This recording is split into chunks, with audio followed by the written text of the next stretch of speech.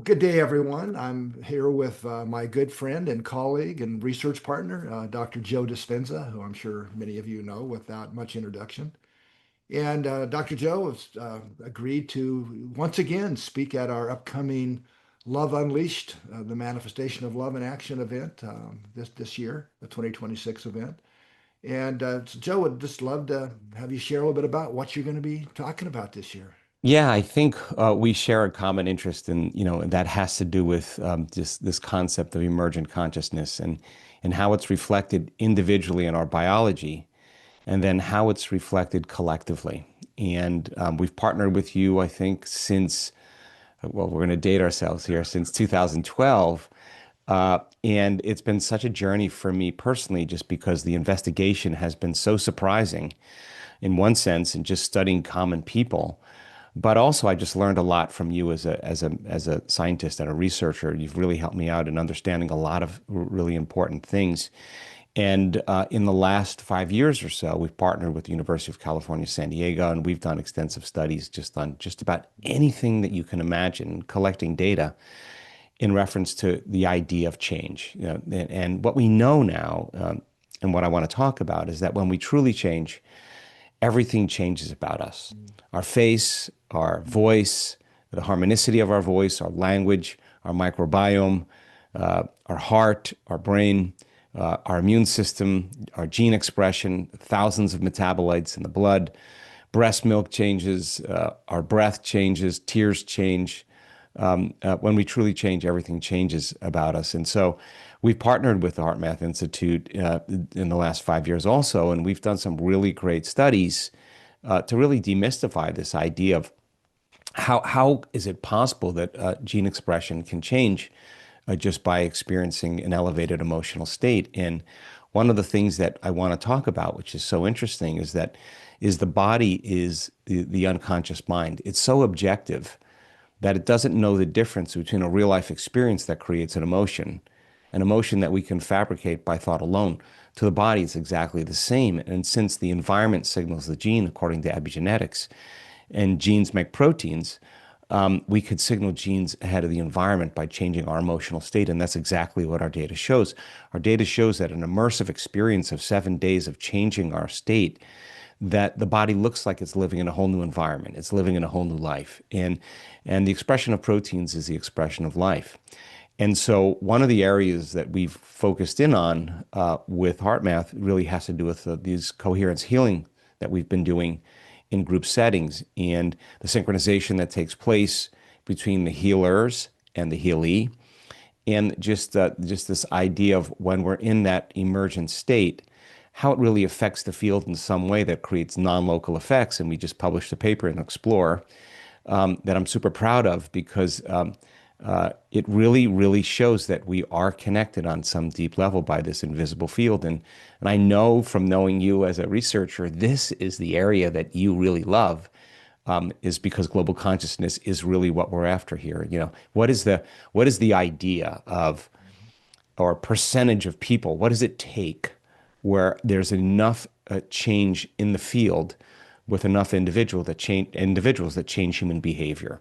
And that's what we're interested in, and I think that's why we have such a fun time together. Yeah. In fact, the study that we just was just published at the time we're talking now, a couple of weeks ago, or maybe a month ago, um, in Explorer, I think it gives a lot of hope to people because it really shows that when we're coherent in a relatively small group, can actually affect the larger global field of the Earth. And Joe, I'm of the belief and perspective that the field is the ultimate source of the epigenetic information. Sure, When we sure. change the field, we're changing the biology is what's really going on. And I love our work together because that's more what we're focused on is that side of things. And there's a couple other studies I hope you'll talk about in this coming event that we're doing. One is we call the Radiate study. Now, I'm not going to give the results away here, but I told you yesterday we got some pretty exciting results. So I don't know if you want to mention what the study is about. I kind of gave it away a little bit, I guess, in what I Yeah, I said. mean, you designed the study, and it really is just taking a group of people and putting them in a remote location, and unbeknownst to them, have a collective group of people during a certain transcendental state to have a very clear intention combined with that elevated state for the greatest good. And let's see what kind of effects non-locally take place Right. in the group that's receiving the information. And um, you know, if we are connected, we should see some type of change. So So I'm pretty sure we'll have some really neat graphs and charts for you to present and show at our event by the time it cool. comes around. So Cool. Well, the graphs that we have just for the RNG study that we just yeah, published in Explorers, it's just so undeniable because there is a pulse that a small group can create when they have heart coherence and brain coherence.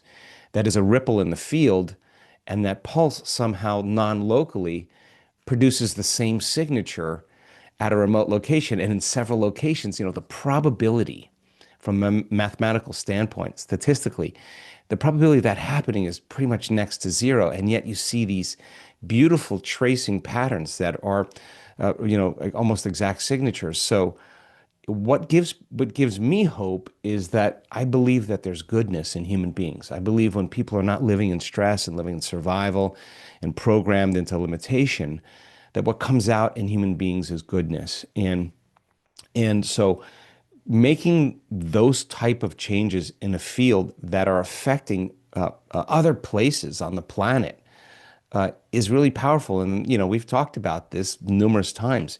What is that number, right? What is that place where there will be a shift globally in the way we live our lives as a collective? And I think we're onto something really big and really great. And the other point that you and I have talked about that's also relevant is that we see the greatest changes in so many biological levels, as well as in the field with our RNG studies, not when a person's focusing on themselves. right. It's when they're doing something for someone else. Like, I think we're wired for empathy. I think we're wired for goodness.